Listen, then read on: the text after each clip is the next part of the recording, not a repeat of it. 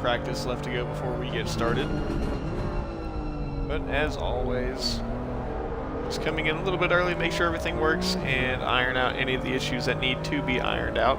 Personally, today the issue that needs to be fixed is that my computer is extremely slow.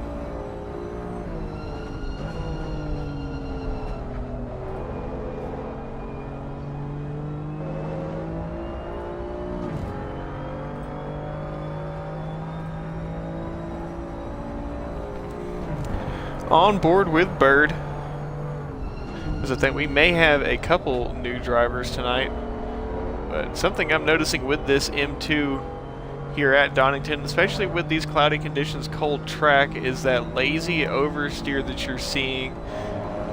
You see Bird trying to get that car to come around and it just does not want to. Lazy not being any descriptor of Bird here, but just the car itself just not really wanting to cooperate with the steering input and having to counter steer a lot to bring that front end around, get those front tires to eventually find their level of grip and pull the front of that car around.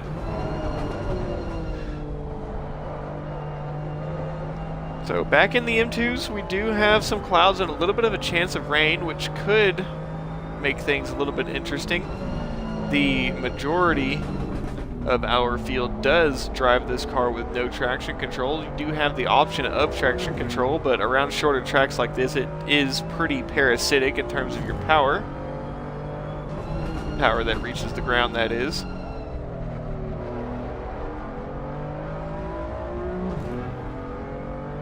It is only a 25% chance of rain, but still a chance of rain nonetheless.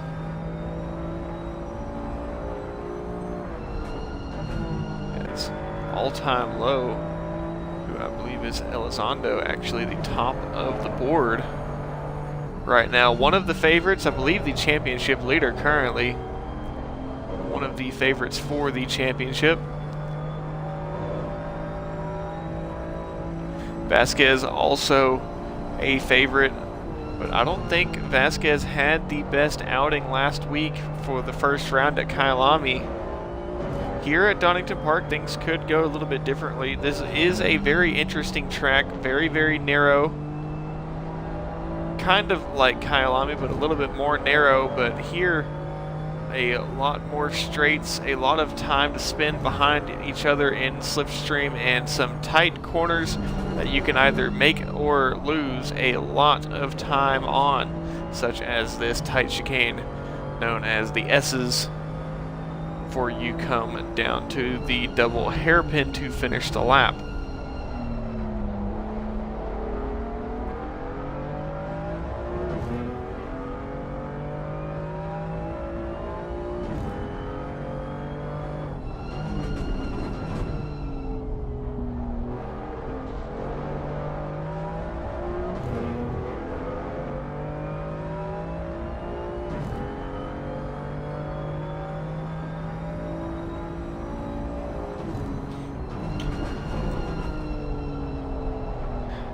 Couple of my shameless plugs just to be gotten out of the way.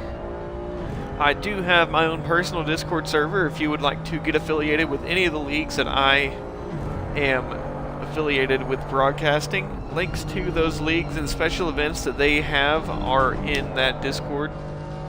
If you are a Thrustmaster user or interested in picking up Thrustmaster equipment, make sure you use code RETROVEX, that is R3TROVEX, at checkout. It will support the streams with a little bit of return on my end, and also hopefully with a better relationship with Thrustmaster in that affiliate status, I will be able to get some discounts for people in the future.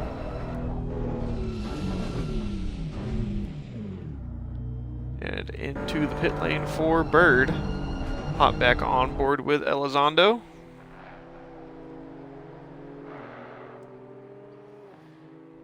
We are here with the TRC BM246W series. This is a rotating spec series, meaning that it's not going to be the same car all the way through the season, but it is going to be everyone in the same car throughout the season. So I believe we are starting out with the M2. We had the M2 last week at Kyalami. We have the M2 this week at Donington. I don't know if we go another round with the M2s before we step up to the M4 GT4. But that would be the next car on the chopping block, and we may end up finishing with the M6 GT3. Could be 3 rounds, 3 rounds, and 3 rounds.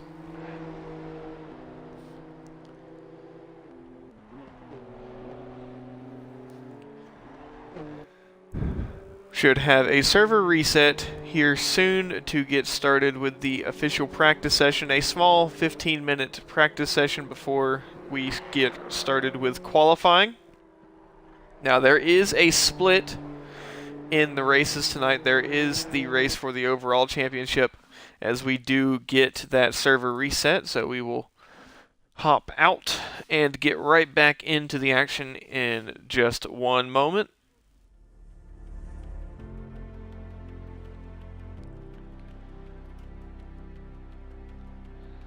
These M2s showing to be a blessing for some and a curse for others, as they are very tricky, very unique cars.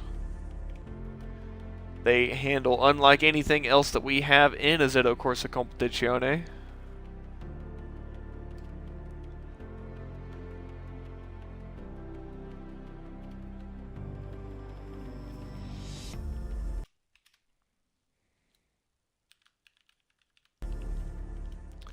And as we get back into the session,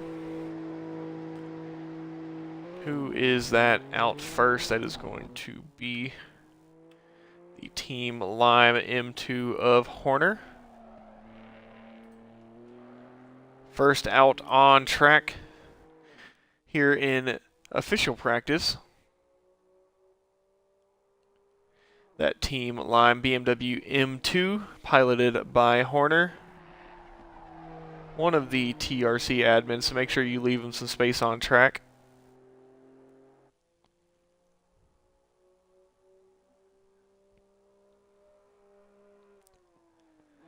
As the Field continues to pile in and enter the pit lane.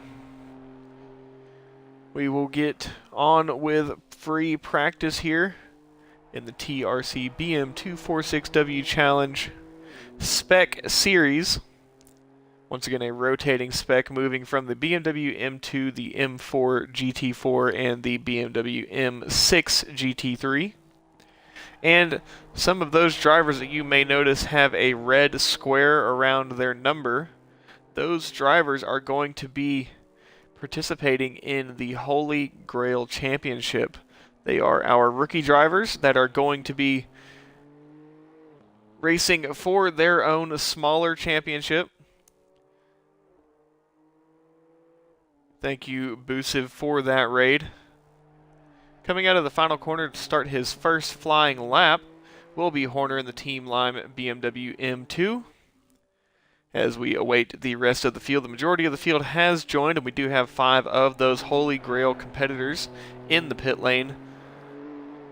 Do have a couple more coming out now. Some of the times that we saw in free practice were around the 139 range. The track is not going to be quite as rubbered in throughout this practice session as they were, or as it was in the previous practice session. But in qualifying, the track should be a little bit more rubbered in. Times that we are looking for around the 1:39 or lower, but there is that chance of rain. We could see rain in qualifying. Would not be the first time that we've seen it in these TRC Spec Series, where it only rains in quali and we never get that rain during the race. But Horner, looking to set the benchmark for the field in practice, will be the first, as long as this lap stays valid, will be the first to set a lap to beat here in free practice. To see what kind of times we are looking at, we still have fast conditions. We do not have those optimum conditions. The track is a little bit warm even if it is cloudy. 28 degrees Celsius on track, which is actually just a very healthy temperature. Not going to eat away the tires too much, not going to induce too much slip of those rear tires, which these cars are very prone to doing so, especially when these drivers have that traction control disabled. Coming around the final hairpin, what will the time be for Horner? A 1:41.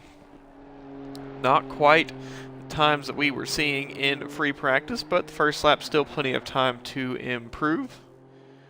Bird, one of those drivers that we saw at the top of the timing boards at the end of the previous practice session. Coming around the final hairpin. What will the time be for Bird? Not a flying lap yet. Still just the out lap. Now on to the flying lap. So we've got about 10 minutes left in free practice. Once again, make sure, if you are interested, join the TRC Discord server if you would like to get into these races. Both Xbox and PlayStation console league racing, multiple races every week. I do believe they have series running on 4 different days of the week. Sunday, Monday, Wednesday, and Friday are all the different days that ACC races are run between all different series and all different classes. If you are interested in any of the other leagues that I personally broadcast, you can join my personal Discord server, which will be in the Twitch chat linked shortly. You can join my personal Discord server, keep up with everything that I do, all events that I commentate, and keep up with all of the leagues that I am affiliated with, TRC being one of the biggest ones.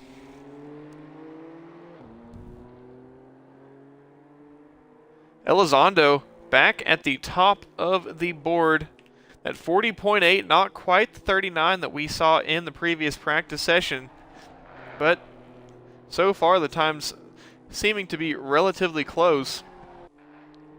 All times that we have seen within a second. I was going to say within half a second, but Lindbergh was 1 second down. Gonzalez looking very good on pace here at Donington, especially being one of those Holy Grail rookie drivers.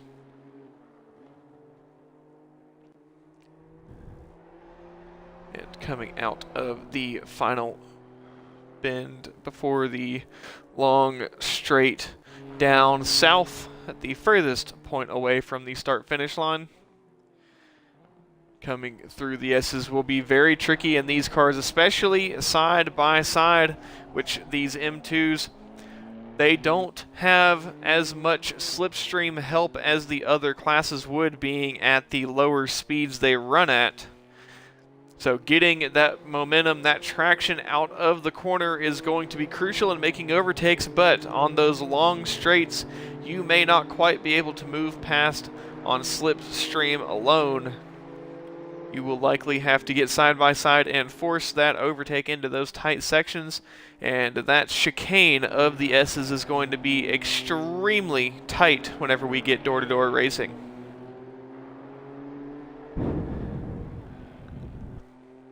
About 18 drivers entered so far for this round 2 M2 race tonight.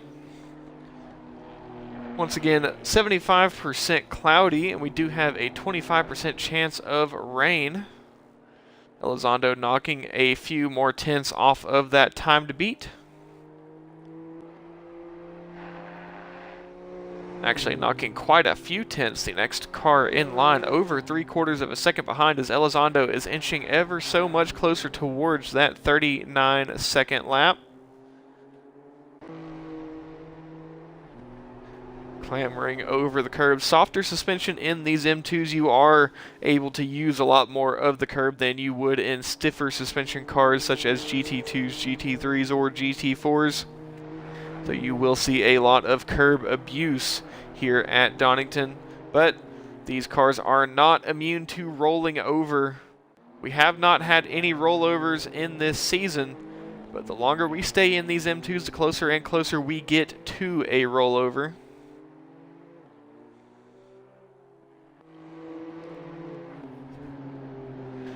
Still awaiting the first driver to get into that 39-second range. Again, this is just free practice.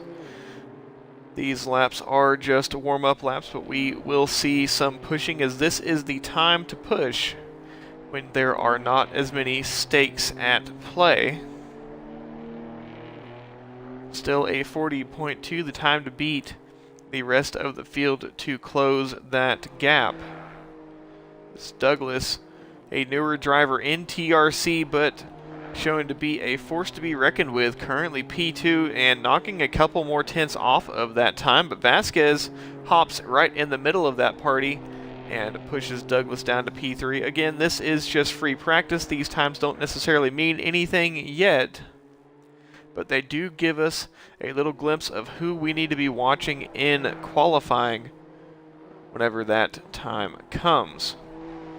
Once again, the Holy Grail Championship that is going to be run in tandem with the overall championship. These drivers are racing on track at the same time as the rest of the field, but they are going to be racing in their own sub-championship, sub-class as well. So there is no need for them to get out of the way of any faster drivers. There is no multi-class rule. The general consensus should be that they will likely be some of the slower drivers, but being all rookies, we may not know exactly what their pace is going to be. Gonzalez, no stranger to being up close to the front. Heiderstadt as well. Heiderstadt, a driver who I believe took at least one win in the AM round, the Holy Grail round at the previous round at Kyalami. And Atwell, one to watch as well. I believe the Holy Grail fight is going to be very, very close between Gonzalez, Atwell, and Heiderstadt.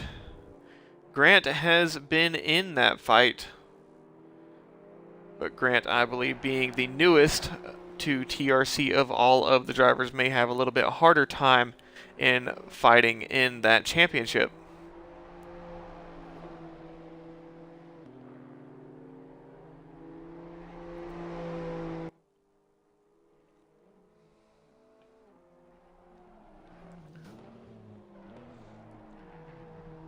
just a little bit less than 4 minutes left to go.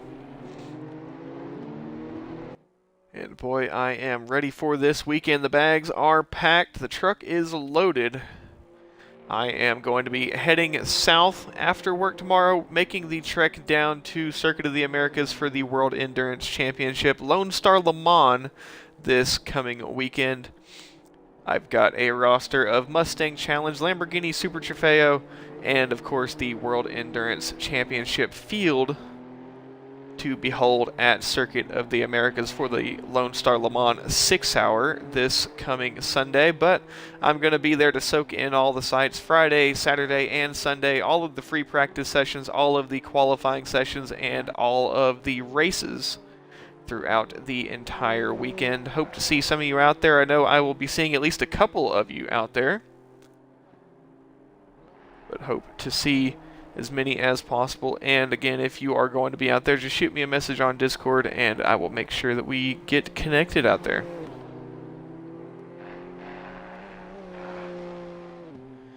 It is going to be wet at COTA though. Surprisingly enough, the only United States round of the World Endurance Championship, and the round that just so happens to be in Texas of all places is going to have rain. That's quite surprising, but it is what it is. It is a Lone Star Le Mans for a reason. It did rain at Le Mans this year, so it only makes sense for it to rain at the Lone Star Le Mans. And if you are watching the streams, if you are not following, if you would consider hitting that follow button, and if you wouldn't mind hopping over to the YouTube channel and throwing a follow over on the YouTube channel. We are very close to 100 subscribers on the YouTube channel.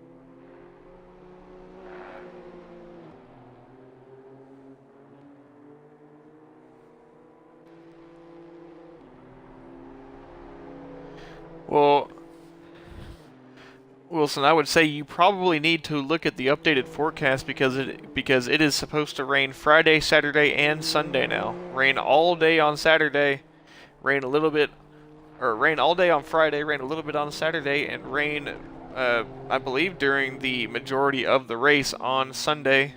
So I am taking a lot of wet weather gear, bags for my backpack, and things like that.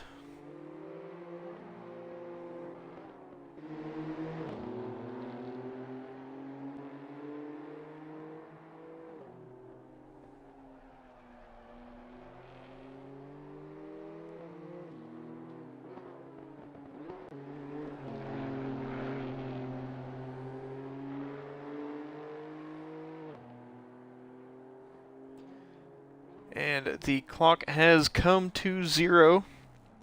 And we are about ready to get started with qualifying here. Yeah, it's definitely 50-50. We got a rain shower up here in Dallas yesterday. It doesn't matter what the percentage chance is. Could be a 90% chance of rain and it just doesn't rain at all.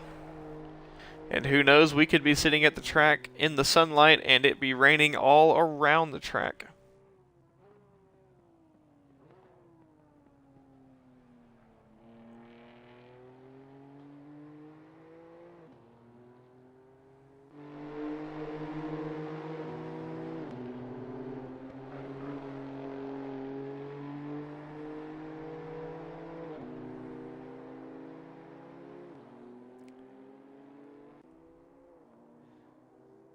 Just a couple more drivers to come across the line before we will be officially done with this free practice session and ready to get started with qualifying. The number 87 of Rowan, the last out on track, and the clock has hit 0. Who is the first one out? Elizondo looking to be a quick taker, and Bird having to, actually not Bird, that is actually going to be the teammate of Douglas that was having to slot just behind. These two top contenders out on track early to get these times in. The track is optimum racing condition, and we are about to have a little bit of a slugfest here for the pole position, I believe, between Douglas and Elizondo. Bird, Horner, and I guess really anyone all the way down the grid could pull a time out that would be one to rival the top contenders here.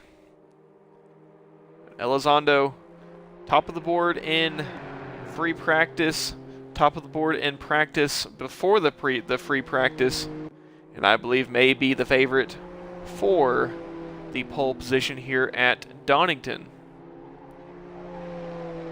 Douglas trying to build some temperature in those tires on that BMW M2. Tire temperature not as crucial on these M2s as it is with the more precise GT3 and GT4 cars that we will be running in this series. But still want to try and generate as much temperature as you can. The temperatures are not going to fluctuate anywhere near as much as those GT cars as they do in these touring cars. But Elizondo leading the field coming out of the final corner, will come across the line with no traffic up ahead as of right now. Does have the number 47 of Miller a little bit of a ways up the track. But for the most part, Elizondo and Douglas all on their own to battle it out for the pole position, as we will see what Elizondo sets as the time to beat here in qualifying. Again, the qualifying order at the end of this session is going to be the starting order for all of the races going forward tonight. I believe we do have 3 20-minute races here in these BMW M2s, but I do need to make sure that everyone is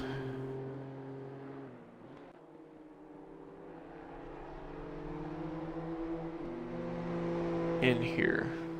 Lost my train of thought a little bit.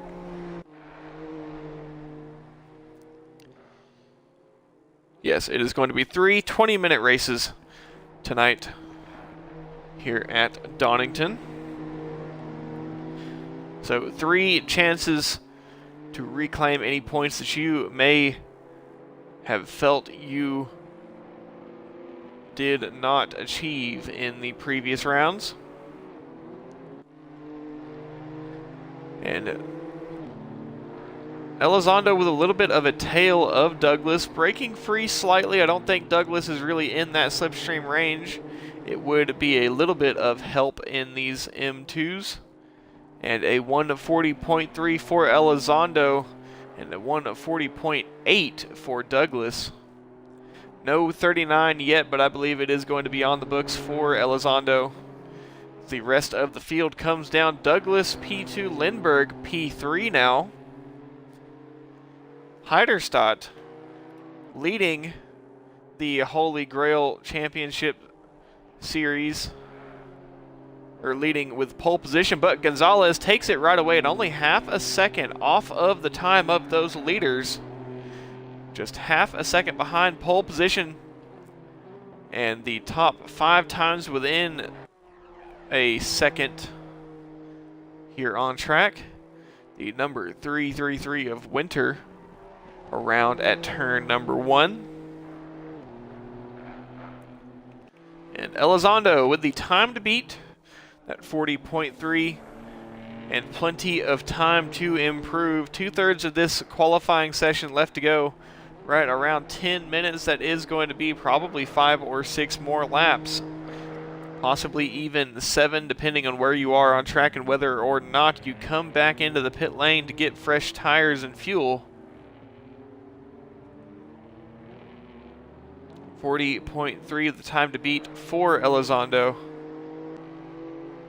and a 40.8, actually it looks like a 40.9 the time to beat for the Holy Grail Championship set by Gonzalez. 40.002 for Elizondo, inching closer and closer towards that 39-second time, and only a couple thousandths of a second off as Douglas goes around behind, pushing a little bit too hard at turn 1. And that's likely going to be coming into the pit lane. Gonzalez on the overall podium right now, a second off of the pace of those leaders, but is it going to be an improvement for Gonzalez? Will not be on that lap. Gonzalez P4 overall, but P1 in the Holy Grail. Heiderstadt now P2 and only 0.3 of a second behind, giving some flashers to the number 35 of Granados, a fellow Holy Grail competitor. Is Elizondo going to find that 39? Will not be on this lap. This is just going to be a lap to make it around, as Elizondo having a little bit of trouble there with connection. We do have a newcomer of Bruneski here in the session, yet to get out on track and set a lap, but a newcomer nonetheless, racing in that Holy Grail series. And Elizondo coming through the double hairpins, hard onto the brakes and setting up a little bit wider than the preferred racing line just to get that better exit out. The racing line does not matter if you are not on a valid lap. Get that exit out and push as hard as you can. Elizondo definitely gunning for that 39-second lap this time by. All the way out to the edge of the track limit. We'll be doing the same thing to the inside. 2 tires on curbs wherever necessary, even going a touch over, getting slightly into the dust. But absolutely pushing this M2 to its limit, leaning on those tires. As you can see, that soft suspension start to buckle from the G-force of that M2 turning around these corners. And pushing for Elizondo does once again have the number 47 of Miller up ahead. Miller, the last car on the timing board with a valid lap time set, but still plenty of time to improve. Elizondo not going to be close enough to get any sort of slipstream off of Miller, but I don't think is going to be too fast and will not end up catching Miller, I do not believe. At least not on this lap. Eventually should catch Miller, but will not catch him on this lap. Should be a clean lap, and this will likely be the 39-second lap that Elizondo is looking for. Not very hard to find 0.02 of a second as long as you know that you can improve. And I believe Elizondo knows that he can improve, but very, very wide out of the final corner. Is that the preferred line, though? As Elizondo does not improve, stays with the 40.002. Still half a second clear of the P2 BMW of Douglas, who is still into the pit lane. Vasquez now trying to find some time, currently P3. Gonzalez still down in P4. Did improve, a 40.8 for Gonzalez. And if you push Elizondo and Douglas aside, from P3 overall all the way down to P13, those 10 spots all within a second. So looking to be some close racing there in the mid-pack if the rest of the field does not find some time, which they have plenty of time to do so. Do not forget the great equalizer still on the table, and that is going to be rain. Rain is not guaranteed, but there is a chance of it. 25% chance in all sessions today, as we are going to have morning, evening, and night sessions, especially here with the cloudy conditions. It is going to create some interesting conditions for racing.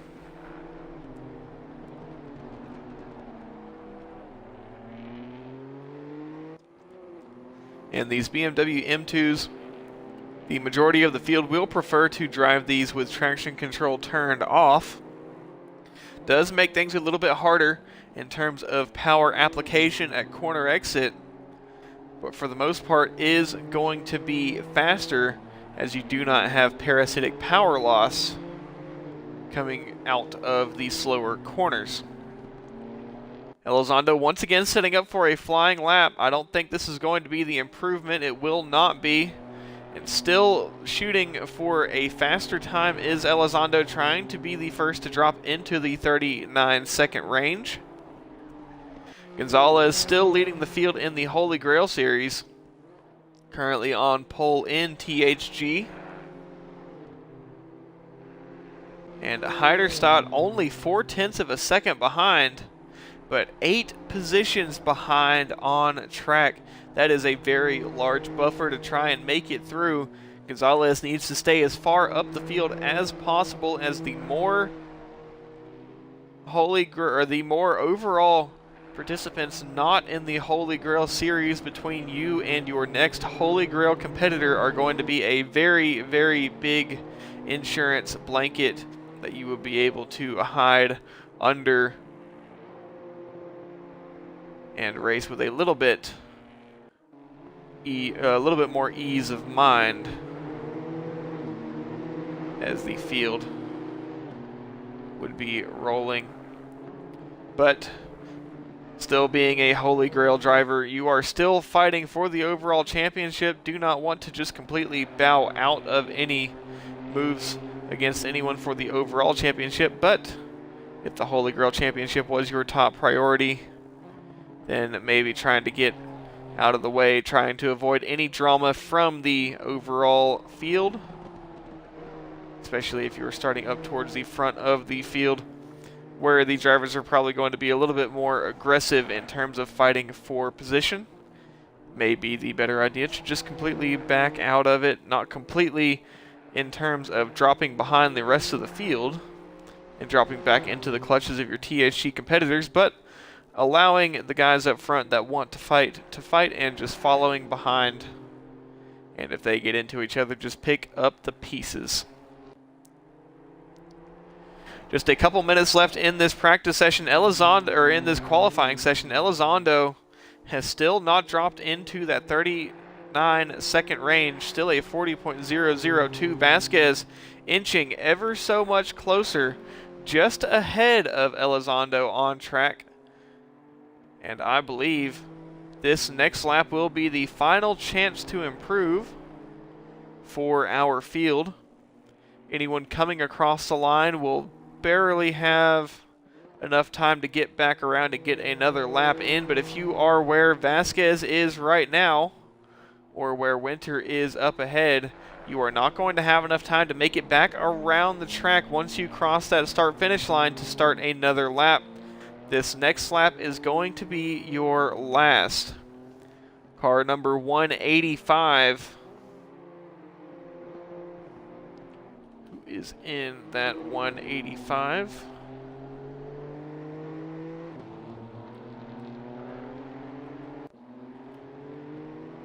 For some reason, I don't see a 185. Oh, there it is. It is Gonzalez. Gonzalez on their final flying lap. Vasquez looking to improve. Douglas will not improve, staying in the pit lane. Douglas is going to have to be content with P3 as Elizondo continues to dig and dig for that 39-second lap. Not going to come here. Elizondo abandons the lap. Elizondo currently on pole. Will Elizondo stay there? Gonzalez dropping down the order a little bit, unable to improve. Will not have another lap. This is Gonzalez's last chance at improving. Vasquez does have the ability to take the pole position away from Elizondo if Vasquez has the time on the books. Coming into Sector 3, Vasquez pushing, at least trying to build a buffer to anyone behind who may be able to improve. What will it be for Gonzalez, as Harrell will come across the line and will qualify P10. I don't think Harrell got across the line in time to get another lap in, but may have. Gonzalez will not improve. The number 47 of Miller stays P18. The 333 of Winter coming across the line and will finish P11. Vasquez. Did Vasquez improve on that lap? I don't think so with that exit. Does not improve, stays P2.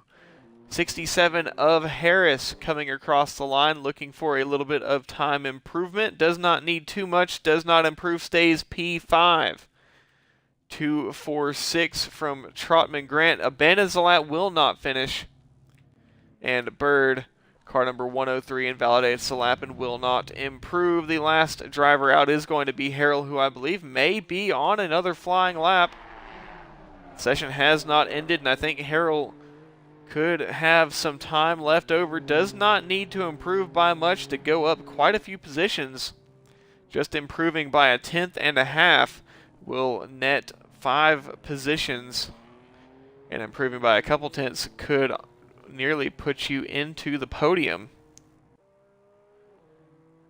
Gonzalez does not want Harrell to improve on this time here, as that is going to be another car taken out of the buffer between Gonzalez and Heiderstad in that THG championship.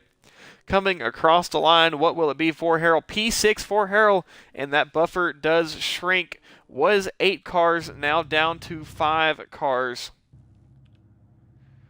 And how did they finish? In THG, Gonzalez on pole with Heiderstad in P2, but remember there is that buffer in between. Atwell P3, Trotman Grant P4, and Granados P5. Braneski P6, but did not set a lap. Elizondo in P1 on pole position with 2 out of the 3 sectors being the best. Vasquez P2, Douglas P3, Lindbergh P4, Harris P5, Harrell P6, Gonzalez P7, Craters P8, Bird P9, Horner P10, Winter P11, Kelta P12, Heiderstad P13, Rowan P14, Norman P15, Merkel P16, Atwell P17, Miller P18, Trotman Grant P19, Granados P20, and Braneski P21. So here in the dusk hours, I believe we are here in the early morning. No rain on the forecast, so we are going to have a dry race, but it is going to be a little bit murky in terms of the fog and the night conditions, early morning conditions, I believe.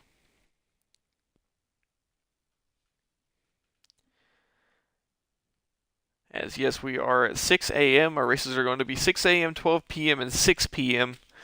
So we will have a morning, noon, and evening race. About 2 minutes left until we get engines fired and rolling for the formation lap. We'd just like to thank you all for tuning in for yet another week of TRC League racing on Wednesdays. Thank you to those who are tuned in on the YouTube stream as well.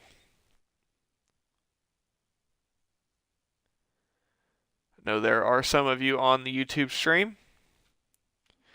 And if you are not subscribed to the YouTube channel, if you wouldn't mind heading over to there, it is the same name as the Twitch channel. If you wouldn't mind throwing a subscription to the YouTube channel, we are inching ever so much closer towards 100 subscribers. And for the Twitch,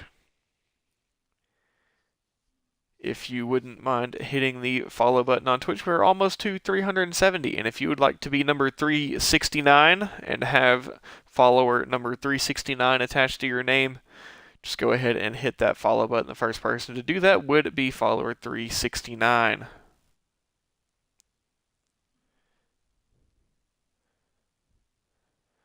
But the first race of the day will be here at 6 a.m.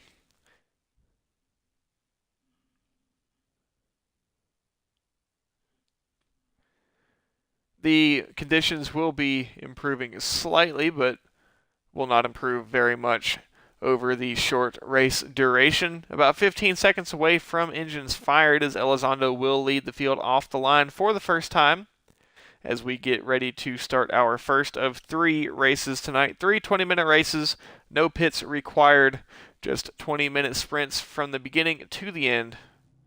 And we will go on board with Elizondo about to lead us off the line. Looking behind, we do have those headlights lighting up the track. You can see those marbles in the mirror just behind. Those marbles are going to be something that you want to watch out for, especially with the narrow track starts here. As Elizondo gets us rolling.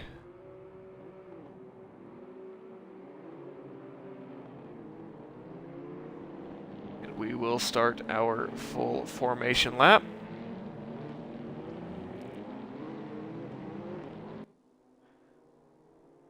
I believe what should be a full formation lap, or are we going to be doing the short formation? Mikey, let me know if we're doing short formation or if we're doing a full formation lap. Usually it is full formation lap, but actually I think we are full formation lap. Just an odd place to start for the regular formation lap. Usually starts on the starting grid. Actually, no, it is green, green, green. A short formation lap. Not much time to warm those tires. And Elizondo is very quickly defending that lead. Douglas goes up the inside of Vasquez, and they are 3 wide, 4 wide behind as everyone tries to fight for position. And side by side through the curves, this is where things get a little bit tricky, especially with these morning conditions. And Vasquez dropping down positions, now looking to be under threat from Harris, side by side through the double left-hand kinks. Vasquez does eventually become the successor in that fight, but side by side between Elizondo and Douglas very aggressive, fighting for these positions on the first lap. And here side by side, but trouble just behind number 913 of Jack Craters. I think Mikey may be to blame for that jinx there, but Jack Craters around at the end of the kinks. Douglas assumes the lead with a late braking overtake into the S's. And I don't think that Elizondo is going to take too kindly to that. Should see an answer from Elizondo shortly.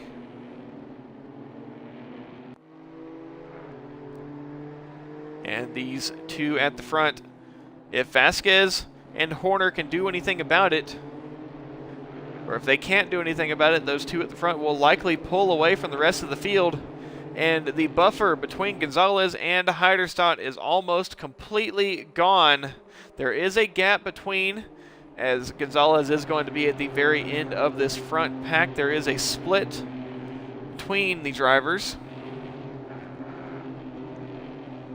But it does seem to be that Gonzalez is going to get towed along with this lead pack, while Heiderstadt and Winter will try to cooperate and work together to get back onto the back of the lead pack. The battle for the lead is on, and they are getting at it very, very early. Elizondo now trying to repeat the move that Douglas made on the previous lap, side by side. Elizondo now has the inside, but is Douglas going to be conscious of this move? Yes, Douglas is, and the crossover defense takes its shape. Now into the S's chicane. Is Douglas going to be in a position to defend? We'll just have to park this car on the inside, and the closer that field gets behind, the more these leaders are going to have to think about maybe consolidating and cooperating with this battle for the lead, but I don't think either one is going to give an inch. Vasquez eyeing the move, feinting the move to the inside on the leading duo, and now a bunch of cars battling for the lead, nearly 3 wide, as Harris and Horner are in this fight. Elizondo setting up wide to the outside. Will Vasquez try to follow Douglas down the inside? Vasquez will not be able to because Horner goes up the inside, and they are door banging coming out of the final corner. Vasquez pushed a little bit wide into the grass, trying to just keep that car straight, and will lose a couple positions. Horner and Harris very close to each other, but the leaders still side by side as they come out of turn 1. Douglas defending this lead very, very steadily, as just one corner was all it took for Douglas to try and get this position back, and Douglas a little bit wide through the kinks will relinquish that lead back to Elizondo, and Horner carrying that momentum will go around the outside of Horner up into P2. Now Douglas falling back, and Horner going for the twofer, making contact with Elizondo up ahead, but Horner trying to go for both positions in one. That does open the door for Douglas, but that is a very, very tight space to fit that M2 into. It is very, very compact, and I don't think that Douglas is going to be able to thread that needle. Heiderstadt now in the back of this fight. I believe that is Heiderstadt. That is not Heiderstadt. That is actually going to be Lindbergh that I am catching, but that is, they are running similar liveries, being teammates, I believe. But the battle for the Holy Grail now closing up. Heiderstadt all on his own, trying to catch Gonzalez, who is still holding on to the back of this pack ahead. Douglas now down a couple positions as Lindbergh and Harrell and Vasquez, all three fighting for position from P5 to P7. Vasquez still up in the front of this pack, and as long as you hold on to this slipstream and stay up at the front of this field, you should be in a good position to keep on with the rest of this lead pack in terms of holding on to that slipstream, keeping the pace with that field. But as soon as you break off of that slipstream, you are going to have a hard time getting up towards the front. Heiderstadt is the person in that position, but with battling up ahead, and the closer and closer that lead pack gets bunched up, the closer and closer Heiderstadt will be able to get to it. Heiderstadt, the only car running in open air all on his own, is able to run very quick laps early in this race. Gonzalez now with some trouble trying to get past some cars up ahead. That will close Heiderstadt even closer to this battle for the lead in THG. Elizondo has now broken free, gotten grasp of the car. It should be warm and in prime operating condition. And Elizondo, who was the pole sitter back in the lead of this race, Horner is trying to hold onto that slipstream, just barely inside of it at the last timing line, but now dropped out of it. Harris in battle with Douglas, now dropping out of that slipstream range, and now I think we may have had a leader breakaway from Elizondo and Horner. The battle now being between Harris and Douglas, and that is just going to bunch up the field even more behind. Harris goes a little bit deep though, and that does allow Douglas to get a good run up the inside, but Harris will hold the inside at the next hairpin, which will force Douglas around the outside. Unless Douglas sets up the proper exit to carry all of the momentum, Harris allows Douglas to space around the outside, which will now give Douglas the inside once again. Lindbergh now finding a piece of that battle and looking to go past Harris. And the battle for the THG just behind, as Gonzalez has closed up to this gap, or closed the gap up to this lead pack ahead. That has now brought Heiderstadt within slipstream range of Gonzalez. And we will now have a battle in the lead for the Holy Grail. 3-car pack of Miller, Trotman, Grant, and Craters, as Craters was involved in that lap 1 incident, is trying to get closer to the front of the field, but quite a long way to go. As long as that group of 3 continues to cooperate, they should be able to close up some of the time. But with only 12 minutes left of this race, almost halfway through, it is going to be a lot of work and I believe not enough time. Douglas back up into P3, Harris P4, Lindbergh P5, Vasquez P6, and then Gonzalez with Heiderstadt in the mirror trying to defend this lead in the Holy Grail Series. But Heiderstadt is inching ever so much closer. Kelta now past what the was leading winter sauce of that mid-pack, and Rowan in that group as well. But making the jump from the mid-pack to the lead pack is going to be very, very difficult. And Craters with more issues and got some damage on the rear of that M2. Big damage on the front. I wonder if maybe that was some collision with those three drivers that he or those other two drivers he was running with. But very unfortunate for Craters early on in this race. Elizondo broken away from the rest of the field. 2.4 seconds to Horner behind, and Horner now under attack from Douglas as Douglas is closing up that gap. But the battle continues on for P4. Lindbergh with a little bit of a slide out of turn number 1, and it is Lindbergh, Vasquez, and Harris all bunched up. But the battle for the Holy Grail is now on Heiderstadt, well into the slipstream range of Gonzalez, and Heiderstadt did hold the fastest lap. Elizondo is now broken free and able to run in that clean air, has taken that fastest lap back, but that did give us a glimpse of the pace that Heiderstadt is running. And does seem to be that Heiderstadt will be closing up onto the rear of Gonzalez very soon, and I can see some of that pressure taking place on Gonzalez with that racing line just going a little bit wide here, a little bit wide there, trying to push too hard, but Heiderstadt also pushing too hard, clambering over the curbs. It's not going to be good for corner exit, but still able to close up, and this battle is going to be heating up very soon as we are only halfway through this race, still 10 minutes left to go. These short sprints do make for quick bursts of aggressiveness as Douglas trying to get the position, the second place position, back from Horner after losing it a couple laps ago. Vasquez past Harris, looking to go past Lindbergh, and Gonzalez trying to defend against Heiderstadt. Heiderstadt has not gotten close enough to really force too much of a defense from Gonzalez yet. But the longer that they continue to run, the closer and closer that Heiderstadt gets, that defense from Gonzalez will come. But Gonzalez needs to just keep running at race pace as long as possible, because as soon as he starts to defend and keep the lead away from Heiderstadt, which Heiderstadt with a big counter steer drift coming out of turn number 1. And that is not going to be good for Heiderstadt, but that is a breath of fresh air for Gonzalez, able to breathe a sigh of relief as that gap will grow. You get a little bit of time to relax, gain your composure once again, and then continue to push, because Gonzalez does need to keep inside the slipstream range of this lead pack.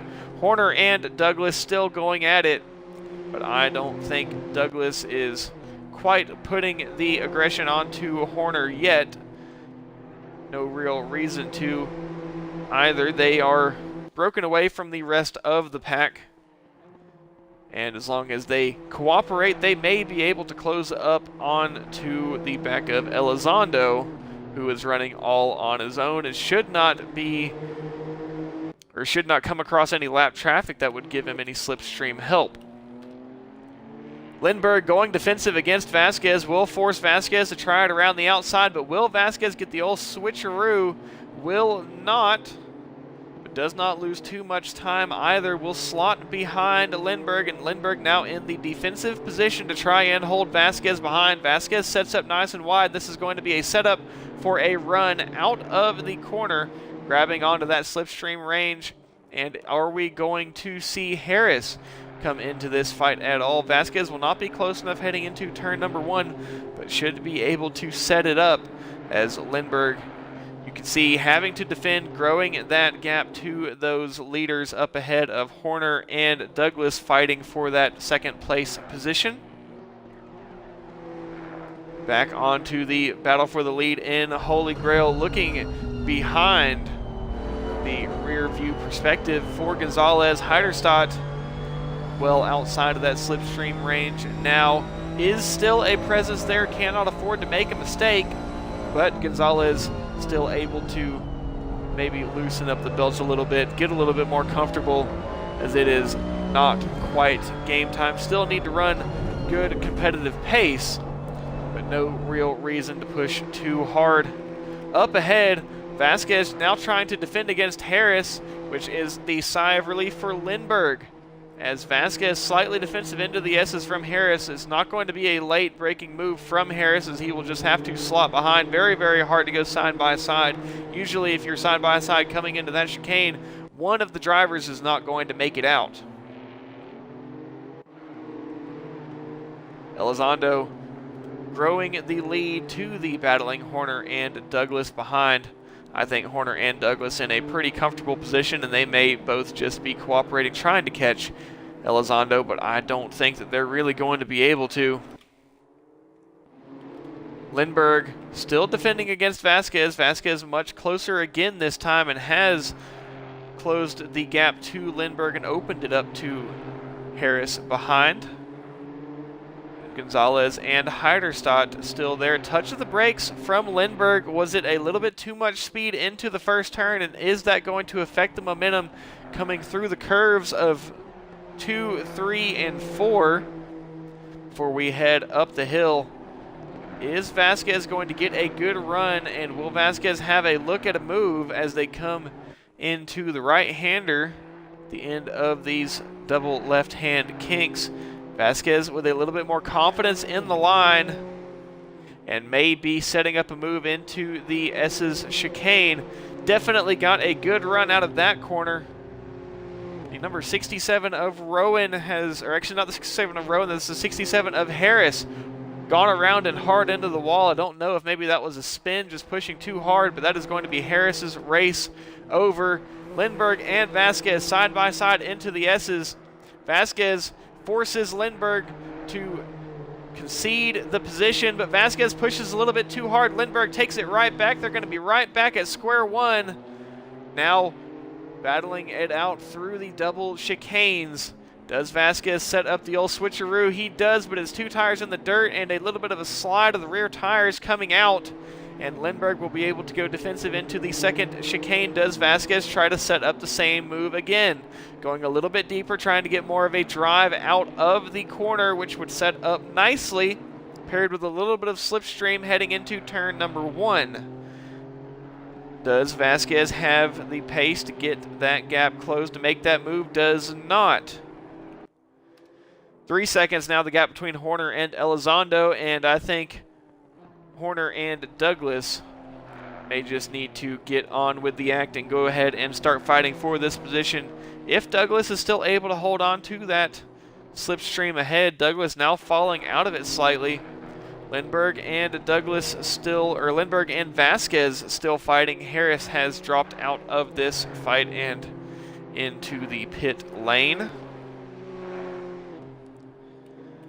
Bird and Winter with Kelta.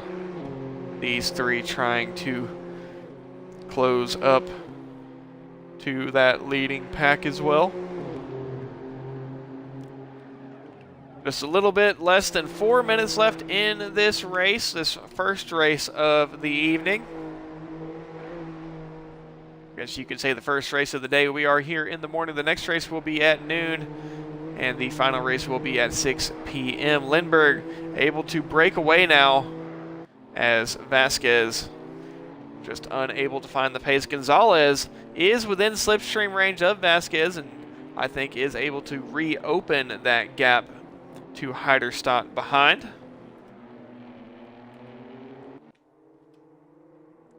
With a few laps left to go, Harris is in the lead, or not Harris, Elizondo is in the lead with Horner in P2, Douglas in P3. And Winter, Bird, and Kelta, these three fighting for P8 currently. And the battle for the Holy Grail lead, I think, is going to be decided as long as Gonzalez does not make any mistakes. 2.2 seconds to gap to Heiderstadt behind.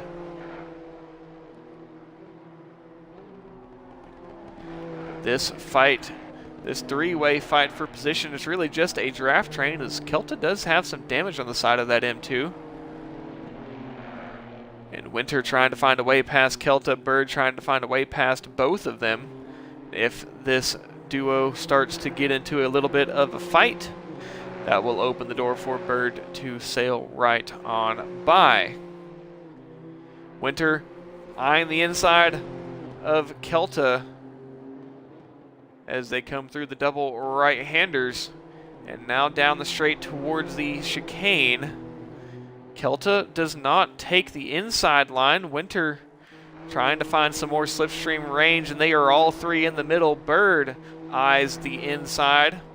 Kelta takes the racing line, forces Winter to follow, and Bird ultimately has to follow as well. This three-way battle for position is definitely going to heat up, as we are now going to be on the final lap of the race.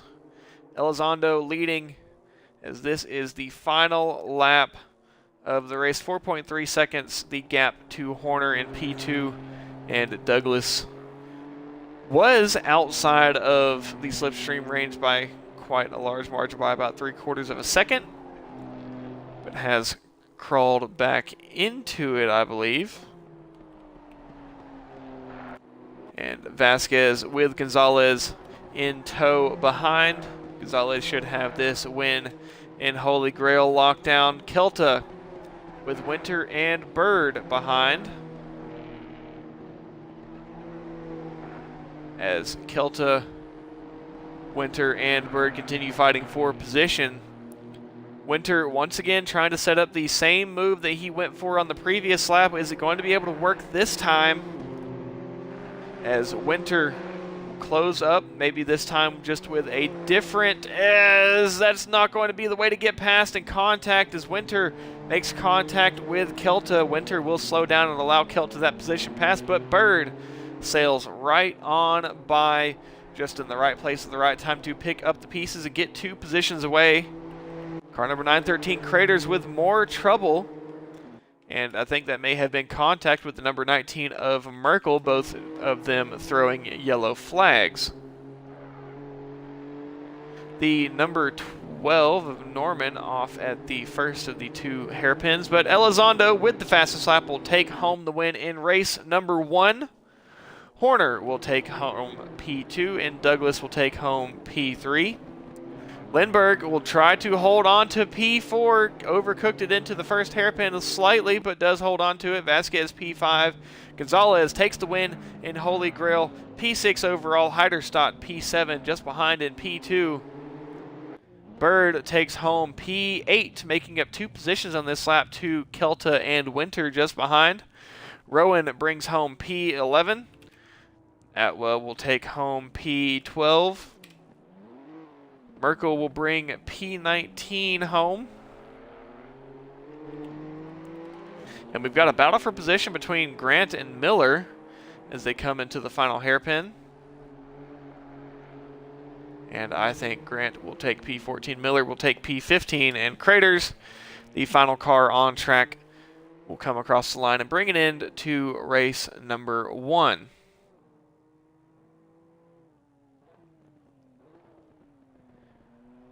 Just an unfortunate race 1 for Craters, but still plenty of points to be made tonight. And that is going to bring it into race number 1. Race number 2 should be similar conditions, but we do not know if we are going to be seeing that rain. The rain is a potential 25% chance of it. Does not guarantee that we will see it, but I think I would like to see it. Not sure if many of our drivers agree with me, but I think the rain would make for some good racing here, especially at Donington Park. It's only characteristic to have rain here in the UK.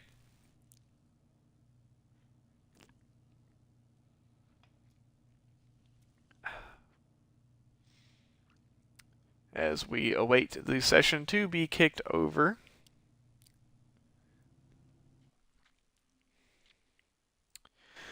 And once again, if you're looking for any Thrustmaster gear and you plan on buying it at the Thrustmaster website, please make sure that you use code R3TROVEX, code RETROVEX, and you will be supporting the streams and helping me get some better streaming gear, as I will be earning a little bit of commission off of those sales with the code input. Once again, no rain. In my opinion, unfortunately, no rain. But once again, no rain. just a dry, I say boring race, but with a field like this and cars like these, I don't think any race is really going to be boring.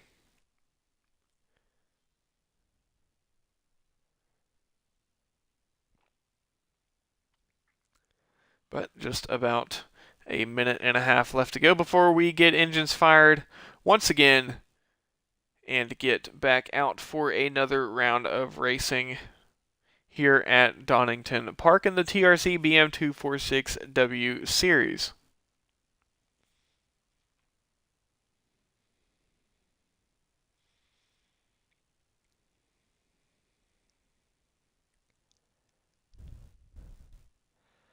Oh, and a announcement for those who do race on Assetto Corsa Competizione. If you have not heard, there is going to be the GT World Challenge Europe 2024 update coming. I do believe that it is just liveries, no cars attached to that DLC, but it is going to be a free update, and it should have some new liveries. I think that may be Windward Racing, Manti, Gruppem Racing, or if it's not Gruppem, it would be... Oh, who would it be for Mercedes? I'm blanking. But that should be more Verstappen.com liveries and things of that sort. 20 seconds to go before we get engines fired and rolling here for race number 2 of the TRC, of round 2 of the TRC BM246W series.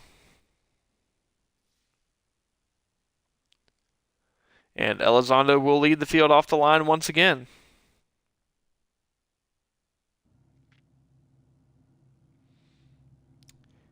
Engines fired. This time we aren't going to be seeing all those lights because it should be bright enough for them to see. If not, I think they should go to the doctor.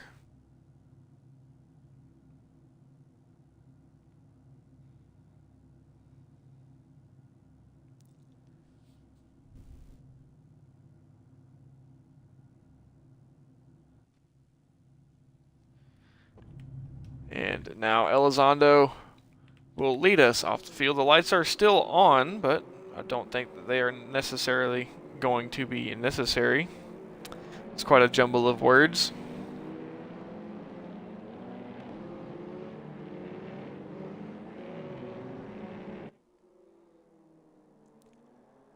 And short formation laps once again. I think that was not necessarily expected from the field, but it is the hand that we are dealt. And as we get ready to take the green flag very quickly here in the BM246W Series Race 2 here of Round 2 at Donington Park. And green, green, green, we are racing once again. Elizondo this time having to go defensive, not going to fall victim to the move from Douglas early on, and Vasquez slots up into P2, closes off that move from Douglas behind. And I think it is situation critical, as if you're going to want to get this lead away from Elizondo, you're going to have to take it very early and try to defend it. A snap of the wheel from Douglas to maneuver to the inside and now go side by side with Vasquez, and I can only imagine that this is not what Vasquez wanted, as Elizondo is just going to be able to pull away if Vasquez and Douglas begin battling this early in the race. A little bit of understeer out of the corner from Douglas, and they are leaning on each other for sure as they come into the second of the double right-handers. Now down the short straight to the S's chicane. Number 66 of Atwell has gone around at the back of the pack, and we have had an incident. Number 33 also involved in an incident. Vasquez resumes P2. Brzezinski with a spin at that second right-hander, same with Atwell. Elizondo now way into the lead, but Lindbergh going very, very narrow to defend against Harris behind. And Craters back up at the front of the field, holding on to P4, trying to hold on to the battle for the podium between Douglas and Vasquez. Elizondo already broken away by quite a lot, and I don't think Vasquez is going to be too happy about the aggression from Douglas this early in the race, as that has only allowed Elizondo to pull away. Vasquez now needs to try and break away from Douglas, but the damage may already be done. I don't think anyone has enough pace to match that of Elizondo here in these M2s at Donington Park, but that does not stop anyone from trying to do so. I think Vasquez just needs Douglas to cooperate a little bit, but you can also only push on these cars so hard, and I think Vasquez is searching for that limit, as that poor run into the double left-handers has opened up his vulnerability to Douglas behind. Heiderstadt now quickly into the lead in Holy Grail, but with quite a few cars around Gonzalez. I believe lost many positions at that race start. And Harris leading the mid-pack with Winter in tow, Bird, Merkel, and Gonzalez all involved in this. It is roles reversed this time. Gonzalez now in the mid-pack. Actually, I think both Heiderstadt and Gonzalez are in this mid-pack, and only a couple cars between, so still within sight. Vasquez with a big moment coming out of the second chicane as Douglas trying to get past, but Vasquez is just not going to let it happen. Vasquez answering aggressiveness with aggressiveness. And Douglas, who tried to take this position back maybe a little bit too early into this race, not much cooperation in terms of trying to catch Elizondo. Now Elizondo is off the table, and this is going to be the battle for the race. Vasquez versus Douglas, with Craters and Horner, both of the Team Lime drivers, within range to pick up the pieces should the castle fall down. Heiderstadt with Gonzalez just a couple cars behind, but Gonzalez needs to close the gap up soon, needs to get past anyone who may be slower in front of him, as it is a civil war in Team Lime, civil war between the two TRC admins, and Horner goes where Craters goes way too deep. Horner able to hang it around the inside, avoid the torpedo of Craters. And as Craters had to join the Shadow Realm into that grass, Horner and Lindbergh able to break away from that main pack. Three-way battle once again, but this time Craters is in the midst of it.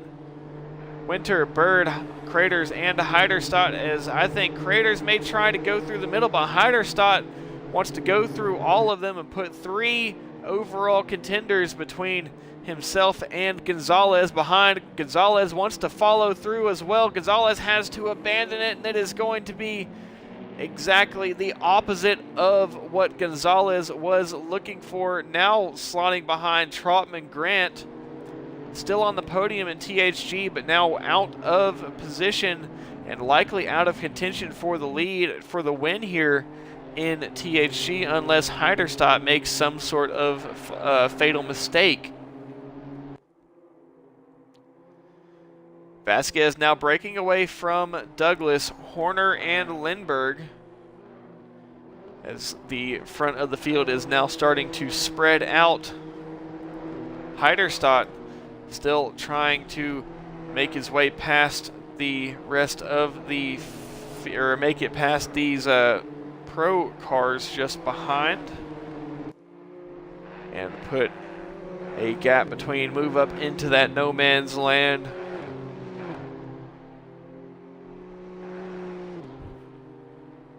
Heiderstadt clambering over the curb, so that will open the door for Bird into the second of the double right-handers. And as Heiderstadt takes the inside defensive line, Bird will just have to try around the outside. Bird will not be able to, has to slot in behind into the chicane. Same thing for Winter and Norman now into this fight as well. Norman just behind Winter, as Craters involved in some contact. Just not a good night for Craters tonight. And behind, Grant, Kelta, and Rowan all in a battle here, and they are 3 wide coming through the first hairpin. Grant does hold the inside. Kelta and Rowan will try to go around the outside, and I believe they will go around the outside. Kelta with not much room to make it work, but Grant is lenient and allows the space for those two to go around the outside. But that also brings Gonzalez, as this is going to be a fight for position in the Holy Grail Championship. Car number 67 of Harris, trouble again, and this is the worst spot to have it happen, as you're just going to have to slot behind the rest of this pack. Heiderstadt with Bird and Winter still in chase. Bird and Winter going side by side into the double right-handers. Winter, the last time going for this move, it ended up in some avoidable contact, forcing Winter to relinquish the position. Is it going to happen again? Bird gives him the space and allows Winter to move up the inside. Winter getting this position back from Bird. Norman trying to pick up the scraps, and Craters trying to just get back into this battle where he was previously.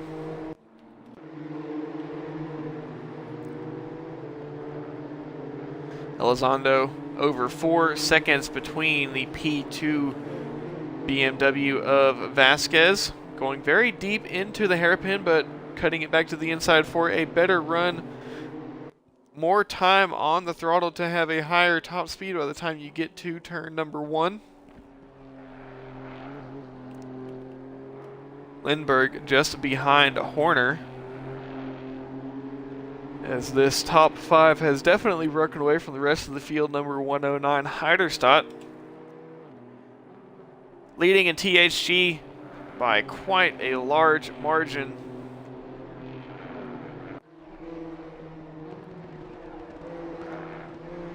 And Winter, Bird, and Norman just behind.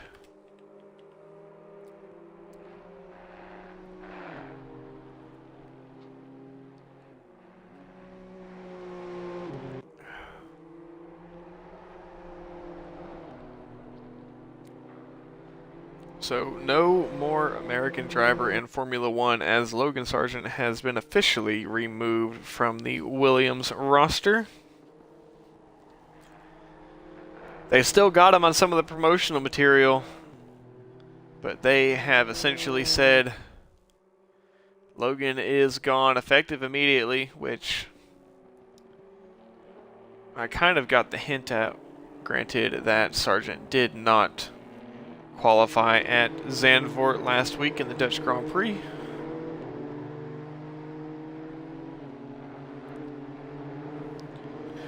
Winter and Norman scored very, very close, but Norman now passed Winter, as Winter has gone down a couple positions. Norman up into P8 overall. And Heiderstadt once again trying to create a bubble, pull away from the pack behind, and drive on his own to have no one around to influence any sort of bad luck or racing incident.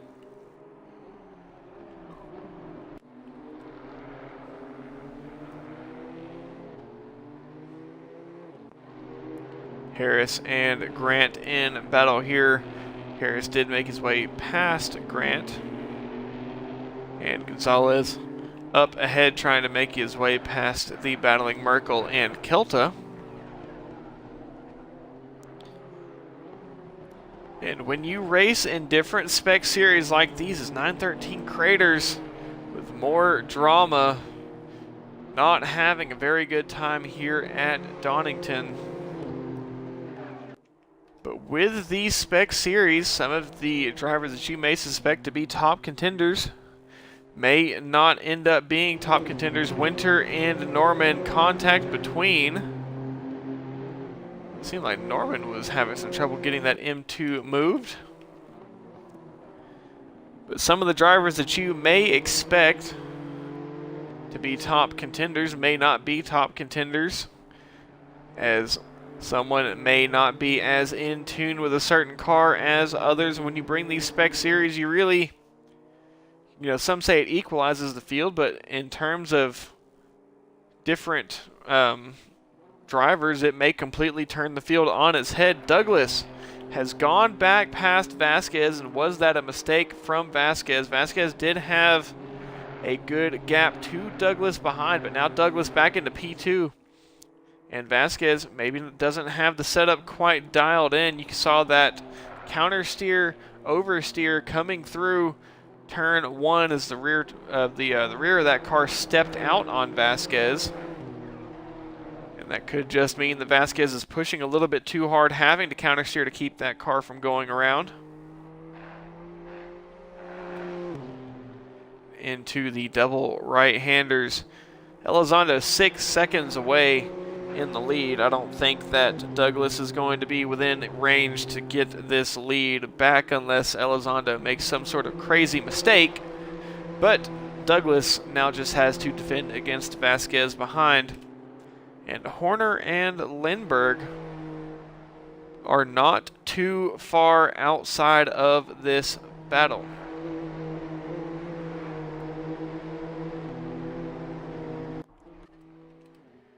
Heiderstadt still trying to create that bubble, and Bird just inching closer and closer. I imagine that if Bird ends up catching Heiderstadt, that Heiderstadt will just allow him go to not lose too much time. Bruneski, the newcomer, and Granados. This is Bruneski's first race here with TRC, I believe. And these M2s are a great car to have your first race in, but Bruneski and Granados going at it a little bit here. Two newer drivers to TRC, and just the night of woes continues for Craters hard into the wall, and we'll just have to bring this M2 back into the pit lane once again, and it is going to be another race over for Craters.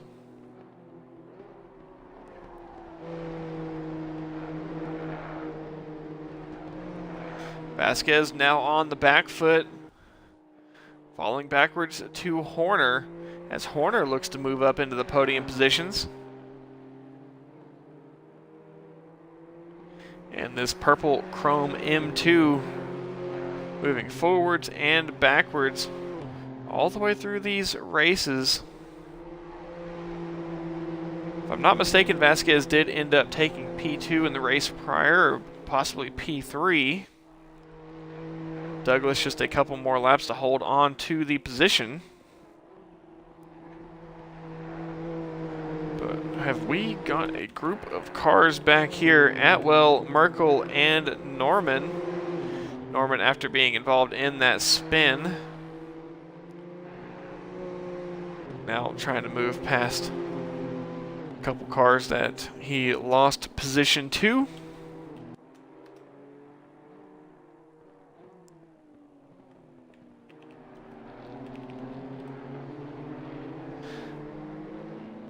Vasquez now closing up to the back of Douglas.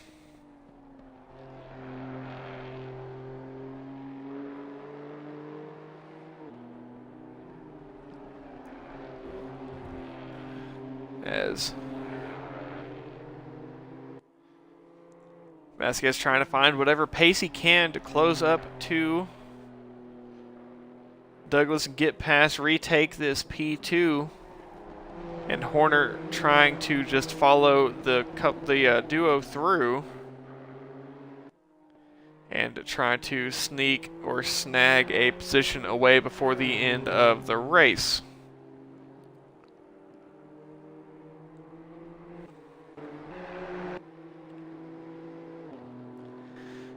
Vasquez just moving around, believing that he may be close enough for an overtake, but needs to get in position to do so, needs to force Douglas to open the door and allow the move for the position to be made. That is why you see Vasquez, but Vasquez having to abandon it, and that is not going to be an incident into the wall, but that is going to be many, many positions lost for Vasquez.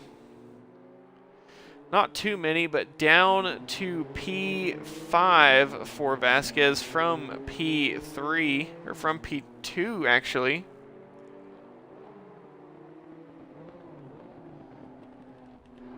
Actually, it was P3, but that does allow Douglas. Well, I say that allows Douglas to pull away, but Horner is right there on the back of Douglas and wants this second place position as well. Has now moved up into the podium, got the third place position, trying to snag the second place position away. Gonzalez back up into P2, but not going to be close enough to close up the gap to the lead. Heiderstadt very far ahead, will be taking home the lead in, or taking home the win in race 2 of round 2 of the Holy Grail Series, so long as nothing changes from here to the end of the race. Douglas and Horner fighting hard for the second place position as we are about to get started with the final lap of the race. Final lap here in race number 2. As Elizondo is 8 seconds ahead of the leaders, we may get another lap out of this race unless Elizondo slows down and brings this race to a close. But Elizondo's got a few seconds to make it around. I don't think we're going to get another lap. This is going to be the final lap of the race, as Douglas and Horner will continue battling for the second place position. Final lap of the race, Elizondo in the lead by quite a large margin. Almost 8 seconds. Was 8 seconds, but regardless of 8 seconds or 6 seconds or 5 seconds, it's not really going to be closed unless Elizondo makes a mistake. Just putting on a masterclass here in round 2. But the battle for P2 here between Douglas and Horner. We'll actually go on board with Horner and see if he's able to close up the gap at all, find any time. They come through the left-handers before the braking zone into the right-hander. It's going to have to be a brave move to try and close up that gap, find whatever momentum you can, as you are quickly running out of options. If you don't get the move done by the time you get to the chicane, you're just going to have to try and force it in the double hairpins, and it is not easy to do. You need to do a very good job of taking the outside through the first hairpin, or setting up on the outside of the first hairpin to have the inside for the second. But Horner will have a good run. Douglas makes a mistake, and does Horner cut across to the inside, or does Horner just try to stick it around the outside at the first hairpin? Horner will try it around the outside, but is not really able to get the run for the inside. But Horner may have an eye on the move. Elizondo takes home the win. Horner, hard and late on the brakes, parks it on the apex, but it's going to be a drag race to the line. But I think Horner will take it home. Horner P2, Douglas P3. A last corner late braking overtake from Horner to take that podium position away. Moving up one spot on the podium. Lindbergh P4, Vasquez P5, Heiderstadt P6, and taking home the win in the Holy Grail, Bird P7. Winter will take home P8. Rowan P9, Harris P10, Gonzalez P2 in the Holy Grail will take home P11, Kelta P12, Miller P13, and then Atwell, actually I say Atwell, it'll actually be Norman in P14 as Atwell lost that position. Merkel P16, Trotman Grant P17, Braneski will bring home P18, Granados eventually P19, and then Craters will take home P20.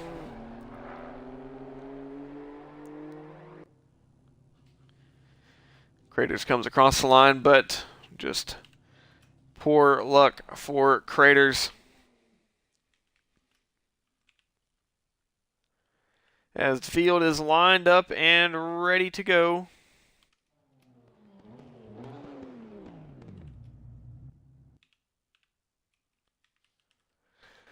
As we get ready for race number 3. Gonzalez took the win in the Holy Grail in race number 1. Heiderstadt takes it in race number 2. And Elizondo setting up for the clean sweep of the race night. And this next race will be at night, starting at 6 p.m. into the evening hours, as the track will be getting darker instead of getting lighter like the first race tonight. But that rain chance is still there. Does not mean that we'll see it, but I would like to see it, as it would make things very, very interesting. And Mikey celebrating the Team Lime podium. Horner took it home, and no rain tonight. Maybe these rain chances need to be increased, but no rain tonight. The chance was there. It will not show.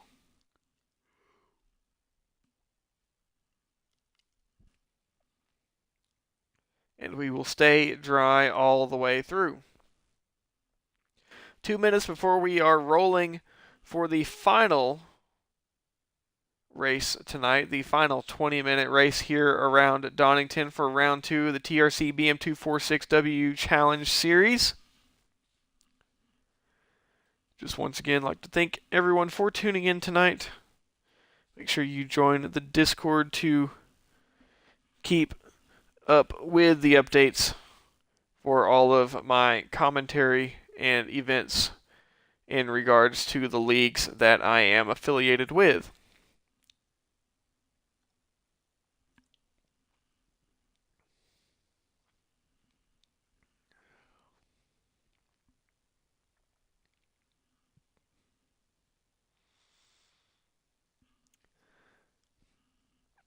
So we are about to get rolling for the final race tonight. The third and final 20-minute sprint here in the TRC BM246W Challenge Series. Here at Donington Park, chances of rain, but the rain did not show. We're going to stay dry, and all eyes turn to Elizondo. Is it going to be the hat trick tonight, taking home all 3 races?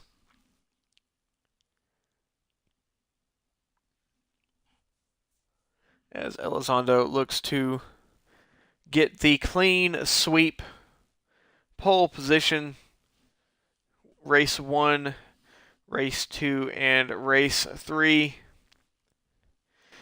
Elizondo just needs to win this third and final race tonight, and we'll have the clean sweep of this round 2.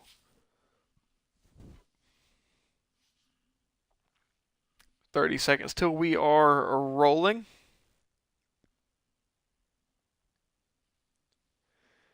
And we will get engines fired up.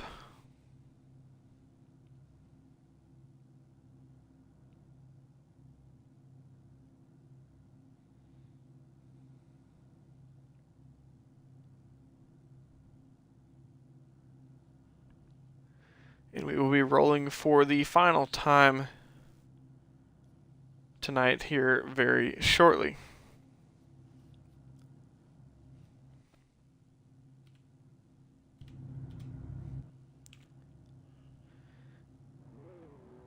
Well, they are rolling, and we are about to take the green flag for the final time tonight here in the second round of the TRC BM246W Series. Vasquez has a big moment. I believe that is part of that traction control being turned off. I think trying to warm up those rear tires as well. Vasquez up into P2. And the attack is going to be on to the P2 and P3 drivers of Vasquez and Douglas. If they want to try and make their way past Elizondo, it's got to be at the first corner, as we are green, green, green for the final time tonight. Elizondo holding a neutral line into the first corner, holding off Douglas and holding off Vasquez. Vasquez very, very aggressive this time, very early, going past Douglas and locking in that position past Douglas. Needs to make sure that Douglas does not try to take this position away once again, as Douglas going very aggressive against Vasquez early in race number 2. Pulled Vasquez out of the fight for the lead. But if Vasquez is able to break away from Douglas and Douglas is not able to get a nose on the inside of Vasquez, then it would keep this battle in range and I guess inside feasibility. 3-3-3 of Winter around, and some slight contact, some slight damage on the back of that BMW as they come through the chicane. Elizondo still in the lead, but Vasquez is there. Douglas is there as well. Heiderstadt once again into the lead as Gonzalez has lost out. And that gap is growing between them. Winter seems to have an issue with that M2, but the battle for the lead as Vasquez and Douglas try to put the pressure onto Elizondo early. It's going to be the only way to pull this lead away from Elizondo as they come into the right-hand uphill kink for the two left-handers, and Vasquez makes that fatal mistake. 2 tires in the dirt. That will open the door for Douglas, and if Douglas gets a move or gets an opportunity for an overtake and forces Vasquez to go wide and causes both of them to lose time, that is going to be the disaster scenario that Vasquez is trying to avoid. But I think that scenario is already starting to show, as Douglas very, very close to the back of that BMW of Vasquez. And Vasquez just still pushing too hard. Douglas looks to go through at the hairpins. And number 913 of Craters just with more bad luck continuing tonight. Not doing so hot in this BMW Spec Series so far, but still plenty of rounds to reclaim those positions. There are 2 dropped races, and maybe this M2 is just not the car of choice. Maybe just the track, but Craters is not making it very easy for himself later on in the season to be in contention for this championship.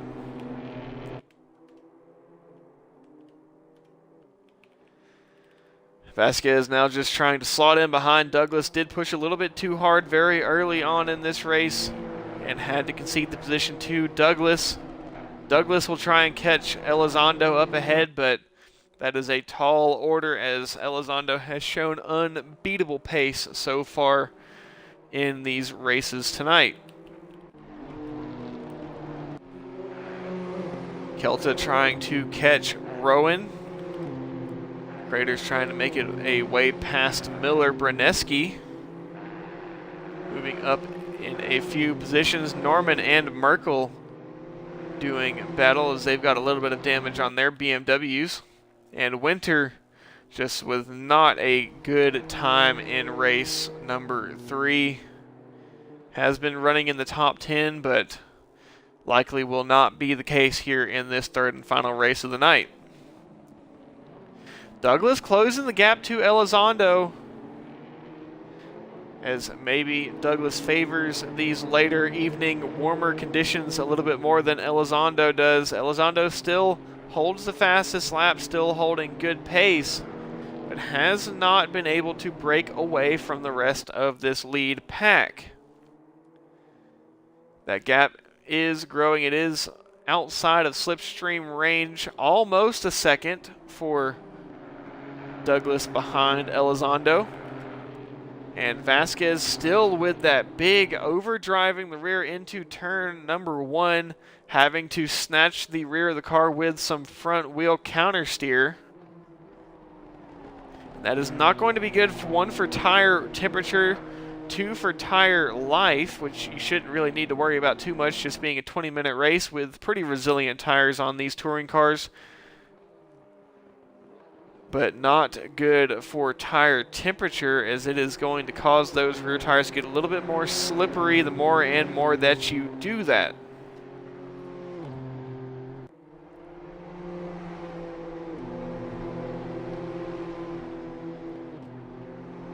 And as they come to the next timing line, I believe Elizondo is going to have this gap growing even more.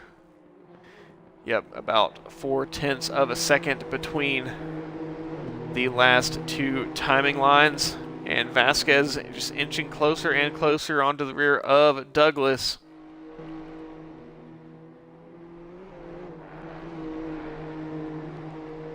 Rowan onto the back of Gonzalez, and now this battle in the Holy Grail.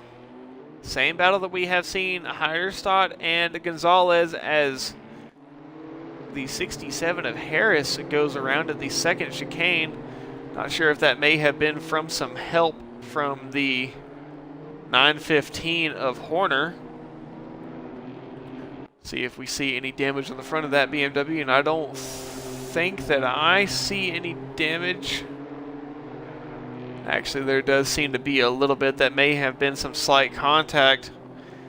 But now Heiderstadt catching Horner. 4 seconds the gap between Gonzalez and Heiderstadt. This is the battle for the Holy Grail Championship, the battle for the lead, as I believe Heiderstadt is going to be in the lead after this round.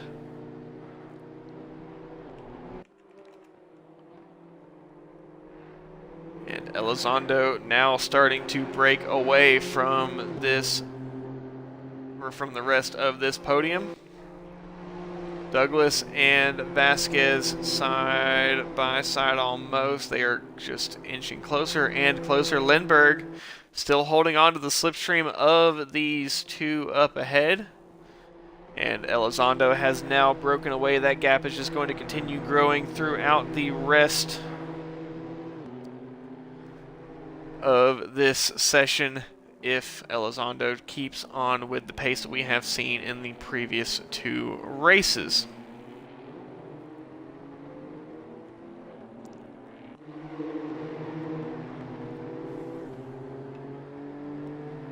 Now Vasquez side by side will try to get the better momentum out of the final hairpin, and any battling that they do here is just going to ensure that Elizondo grows that lead and takes home the win here for race number 3. So closing in on the halfway point, Vasquez was unable to close off the move for that second place position. Number 19 of Merkel with some damage did have some yellow flags thrown at that BMW. And Lindbergh well within this fight now, as Vasquez looks to have a great run through the kinks. Douglas with Vasquez close behind, and Lindbergh even closer. And a little bit more of that overdrive of the rear tires from Vasquez, and I think that is the main kicker that has just caused him to not be able to get these moves done. Just a little bit too much wear on those rear tires, bringing those temperatures up, making it harder to get that power put down. Vasquez, driver that we have seen throughout all series that he races in, definitely has the pace. Same thing with Douglas. They are 2 forces to be reckoned with. But Vasquez, I think, just having some consistency issues with these BMWs. And Elizondo just continuing to grow that gap will drive off into the sunset as this evening race will eventually come to a close. halfway through this race number 3. And Heiderstadt with that bubble that we have seen many times from Heiderstadt racing in a little bit of no man's land. Gonzalez actually creeping up a little bit, gaining half a second between the last 2 timing lines. And Douglas was a little bit of a run in the dirt through. And has actually, Elizondo has done the same thing and is, the nerves, the pressure of, this being the clean sweep. Maybe getting to Elizondo, the gap has come down a little bit. But more of that just overdriving the car from Vasquez into the first right-hander. That just makes it very, very hard for Vasquez to get the drive out of the corner or to carry that momentum down those full throttle straight sections.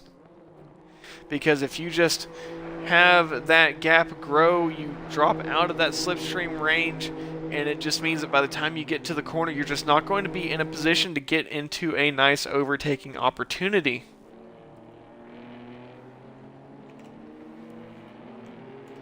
And the gap to Elizondo at the front has now dropped sub 2 seconds, was right around 3 seconds. The gap for the first time has actually really dropped in the delta. Heiderstadt and Gonzalez still 1-2 in the Holy Grail Championship. They are both kind of racing in their own area. It's pace alone that will separate them, and I think Heiderstadt just has the better pace.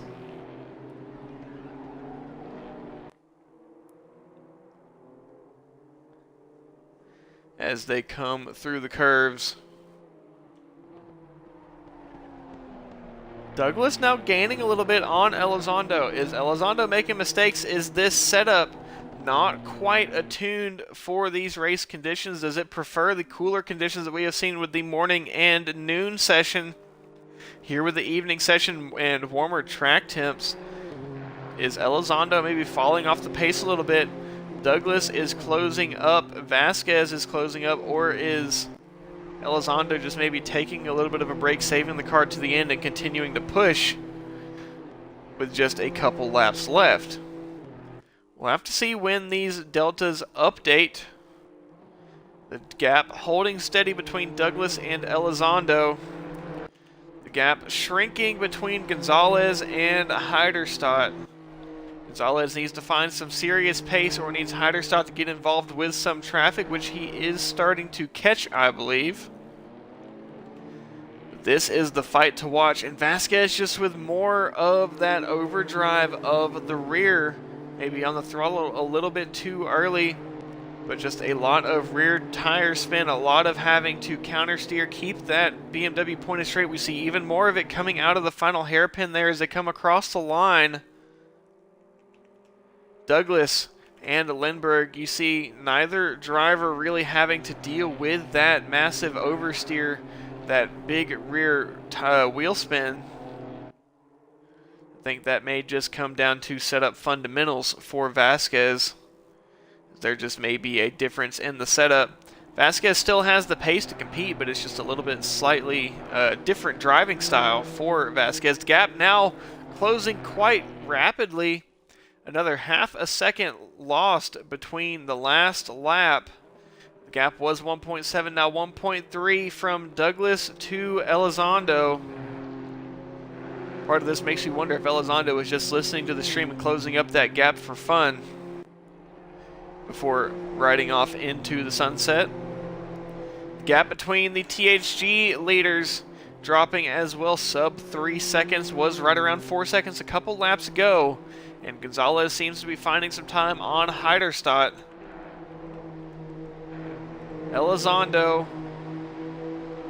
with now, it looked like Vasquez was scored ahead, but Vasquez is not scored ahead on the map. Vasquez now trying to find a way past Douglas, all over the rear of the number 32 of Douglas, as we've got just 5 minutes left in this race, and it's starting to get a little bit heated. track temperatures are warmer, and the tempers are flaring on track. As Elizondo now regrowing that gap, was 1.3 seconds, now 1.6. Is Douglas just getting a better drive through the first couple turns than Elizondo?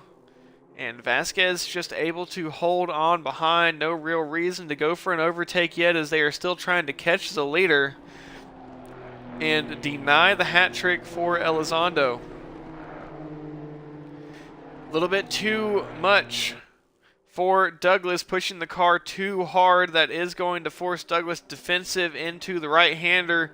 Takes the outside line for the more optimal racing line. Forces Vasquez up the inside, which would force Vasquez to get on the brakes, check up, and allow Douglas to go around the outside. Only the smart thing to do if you're not trying to lose too much pace to the leader ahead. But we'll see at this next timing line that is likely going to grow this gap back over 2 seconds, which is not what Douglas wanted to see.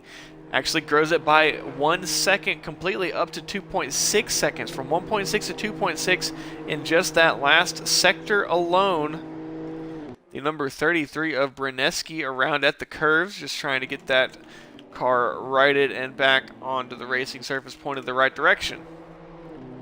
Gonzalez and Heiderstadt, it's getting into crunch time.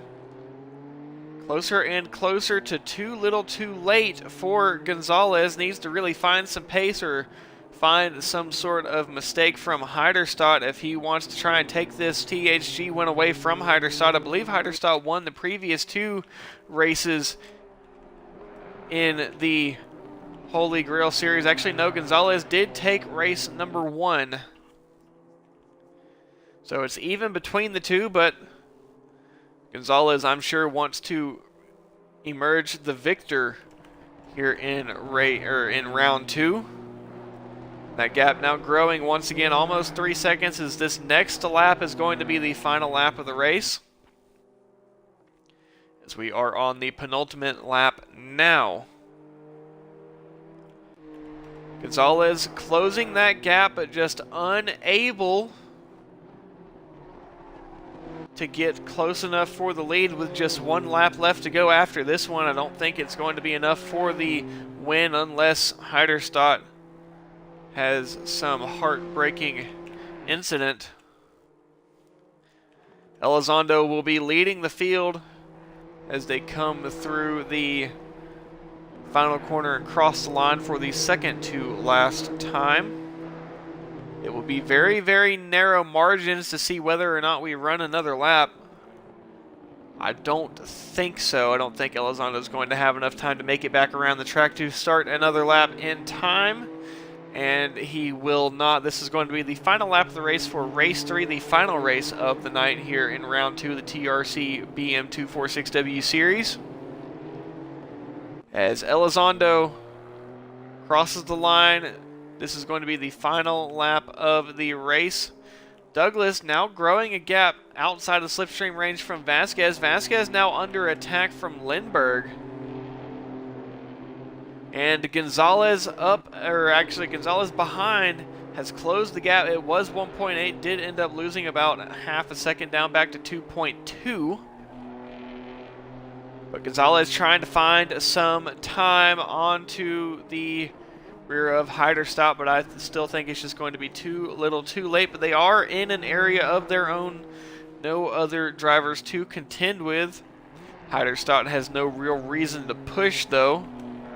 But Heiderstadt makes a mistake, and that is probably going to be the exact sort of thing that Gonzalez needed. And Gonzalez is going to pull right up onto the rear of Heiderstadt, and this has brought the fire back to the battle for the Holy Grail win, as Gonzalez is going to be right there and well into that slipstream range. And I'm sure that has got the hairs on Heiderstadt's arm standing up now, as it is crunch time. That is not a mistake that you needed to make at that time. And now Heiderstadt is going to be under attack from Gonzalez. If Gonzalez can set up this move into the final corners, Lindbergh does get the move past Vasquez. Is Vasquez going to be able to take it back? We'll have to see when they cross the line, because all eyes are going to focus onto this battle for the Holy Grail lead. Heiderstock goes deep. Gonzalez slots to the inside. Is Gonzalez going to go for the late break lunge into the final corner? I don't think so. Heiderstock just locks it down. Gonzalez with the run out of the final corner. It is not going to be enough for the win. Heiderstock takes the win in THG. Gonzalez takes P2. Elizondo with the win and the clean sweep of the weekend. Pole position. Race 1, Race 2, and Race 3 wins. Douglas P2. Lindbergh ended up taking home P3, knocking Vasquez off of the podium. Elizondo P1, Douglas P2, Lindbergh P3, Bird ended up P4, I think, as Vasquez has left the session. Horner P5, Heiderstock P6, Gonzalez P7, Rowan P8, Harris P9, Kelta P10, Craters P11, Atwell P12, Miller P13, Norman P14, Merkel P15, Winter P16, Berneski P17, Granados P18, and Grant P19. In the Holy Grail, Heiderstock takes home the win in race number 3. Gonzalez P2, Atwell P3, Berneski P4, Granados P5, and Grant P6. Thank you all for tuning in tonight. Make sure you stick around, as we are going to go ahead and raid another stream. And go ahead and give someone a quick boost of viewers. This is something that I have begun to do after every stream. So as long as you guys stick around here, we will be able to give someone a bump in viewership. Once again, thank everybody for tuning in. If you are not following, I would appreciate it if you would consider following. If you would like to... Actually, let's go hop on with somebody who I recognize from TRC. Let's go ahead and hop on with Saba for their stream. Saba, a very, very quick driver.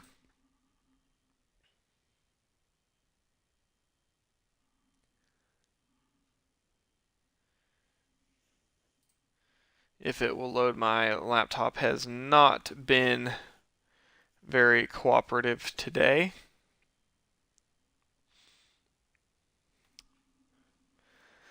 But once again, thank you everybody for tuning in.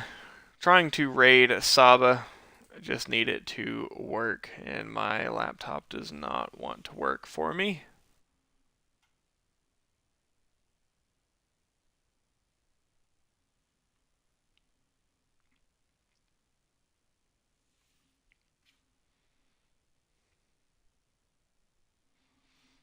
I think I'm going to need to restart it after this.